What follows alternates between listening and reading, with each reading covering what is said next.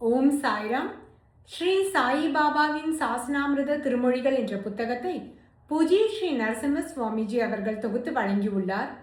அதிலிருந்து தத்தாத்ரேய விட்டல் வைத்தியா அப்படிங்கிறவர் நரசிம்ம சுவாமிஜி கிட்ட 1936 அளித்த பேட்டியோட விவரத்தை பார்க்குறோம். அவர் தன்னுடைய தந்தையாருக்கு ஸ்ரீ சாயிபாபா அளித்த அனுபவங்களை பகிர்ந்து கொள்கிறார். அதோட தொடர்ச்சியை இப்போ பார்க்கலாம்.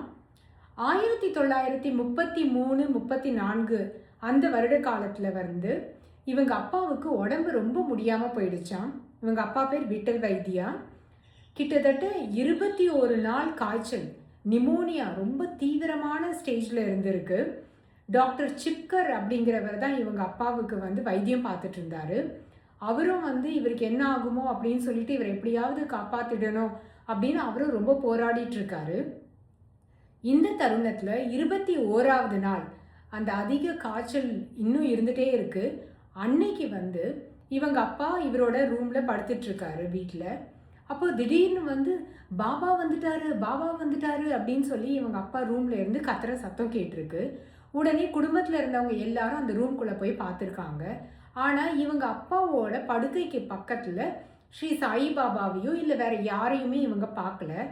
ஒருவேளை இந்த மாதிரி காய்ச்சல் அதிகமாக இருக்கிறதுனால அவங்க அப்பா ஏதோ பெதட்டுறாரோ அப்படின்னு சொல்லிட்டு இவங்க நினச்சிருக்காங்க. இவங்க அப்பா வந்து ஒரே சத்தம் போடுறாராம், பாபா வந்திருக்காரு, போயிட்டு ரொட்டியும் வெங்காயமும் எடுத்துட்டு வாங்க அப்படின்னு சொல்லிட்டு. ஆனால் இவங்கெல்லாம் பாபா எங்கப்பா வந்திருக்காரு, இங்கே யாருமே இல்லையே, இந்த ரூமில் உங்கள் பெட்டு பக்கத்தில் யாருமே இல்லையே அப்படின்னு சொல்லியிருக்காங்க. அவருக்கு ஒரே கோவம் வந்துட்டு, நீங்கள் எல்லாம் ரூமை விட்டு வெளியில் போங்க அப்படின்னு சொல்லிட்டாராம். இவங்க எல்லாம் அந்த அறையை விட்டு வெளியில் வந்து, ஆனால் என்ன நடக்குதுன்னு பார்க்கலாம், ஏன் அப்பா திடீர்னு இந்த மாதிரி உளர்றாரு அப்படின்னு நினச்சிக்கிட்டு அந்த ரூம் பக்கத்துலேயே செவரு பக்கத்துலேயே இவங்க நின்றுட்டு இருந்திருக்காங்க. அப்போ வந்து ஸ்ரீ சாயிபாபா இவங்க அப்பாவோட பேசுறது வந்து இவங்களுக்கு கேட்டிருக்கு.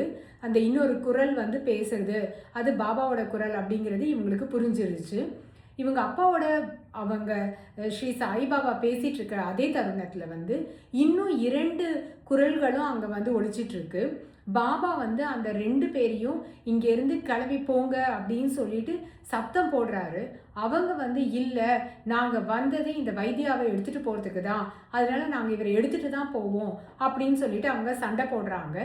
இந்த மாதிரி மாற்றி மாற்றி வாக்குவாதம் நடந்துட்டுருக்கு. பாபா வந்து ஒரு காலகட்டத்தில் என்ன பண்ணுறாரு, தன்னுடைய கையில் இருக்கிற சட்காவை எடுத்து தரையில் வந்து ஓங்கி அடிக்கிறாரு.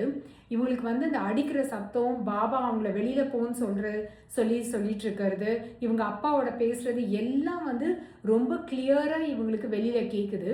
பாபா அந்த மாதிரி சட்காவை எடுத்து ஓங்கி தரையில் அடித்து வெளியில் போங்க அப்படின்னு சொல்லிட்டு அவங்கள கத்தினதுக்கு அப்புறமா அந்த 2 பேருடைய குரல்கள் வந்து மறைஞ்சு போயிடுது. அதுக்கப்புறம் ஸ்ரீ சாயிபாபா இவங்க அப்பா கிட்ட பேசுகிற குரல் மட்டும்தான் கேட்குது. அப்போ பாபா சொல்கிறாரு, பெரிய லோட்டா நிறைய குளிர்ந்த நீரை குடி அப்படின்னு சொல்லிட்டு சொல்கிறாரு.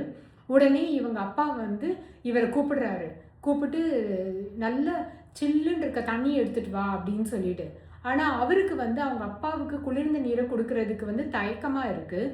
ஏன்னா இந்த டாக்டர் சிப்கர் இருக்கார் இல்லையா, அவர் வந்து இவங்க அப்பாவுக்கு காய்ச்சல் அதிகமாக இருக்கிறதுனால குளுமையான பொருட்கள் எதையுமே கொடுக்கக்கூடாது அப்படின்னு சொல்லியிருக்காரு. அதனால இவர் வந்து ஐயோ எப்படி கொடுக்கறது அப்படின்னு. ஆனால் அவங்க அப்பாவா எனக்கு இப்போவே வந்து ஜில்லுன்னு தண்ணி எடுத்துகிட்டு வா அப்படின்னு சொல்லிட்டு சத்தம் போடுறாரு. இவங்க அம்மாவுக்கு ஸ்ரீ சாயிபாபா மேலே அதீத நம்பிக்கை.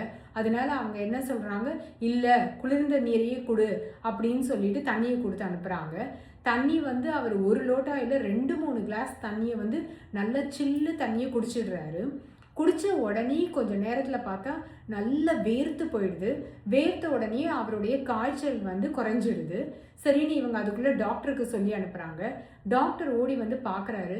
பார்த்துட்டு அவருக்கு ஒரே ஆச்சரியமாக இருக்குது.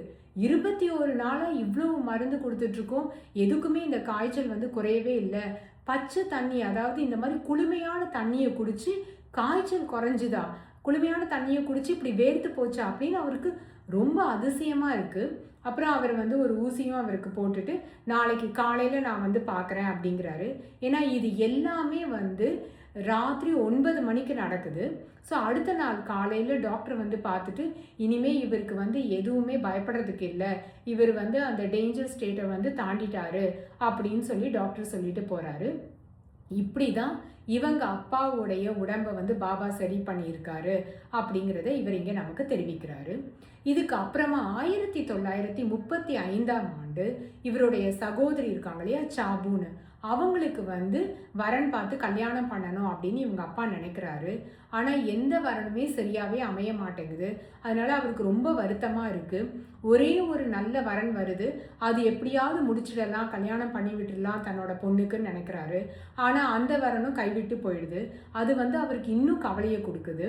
அந்த தருணத்தில் அவர் எப்பவும் போல ஸ்ரீ சாய்பாபா கிட்ட பிரார்த்தனை பண்ணிட்டு இருக்காரு. பிரார்த்தனை பண்ணிட்டு இருக்கும்போது ஒரு நாள் அவருக்கு ஒரு கனவு வருது. அந்த கனவுல வந்து உனக்கு பண்டரிபுரத்திலேருந்து ஒரு கடிதம் வரும், அதுக்கப்புறம் எல்லா விஷயமும் நல்லபடியாக அமையும் அப்படின்னு சொல்லிட்டு அந்த கனவுல வருது.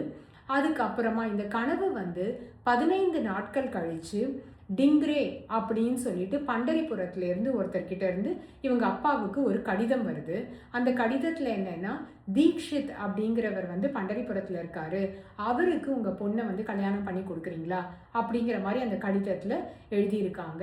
அதுக்கப்புறம் அந்த வரனை பற்றி விசாரித்து எல்லாம் பண்ணி ரொம்ப விரைவிலேயே இவங்க சகோதரிக்கு அந்த தீக்ஷித் குடும்பத்தோடைய கல்யாணம் முடிஞ்சிடுது அப்படின்னு சொல்கிறாரு. இதுதான் வந்து தத்தாத்ரேய விட்டல் வைத்தியா அவர்கள் நமக்கு பகிர்ந்து கொண்ட செய்தி. ஓம் சா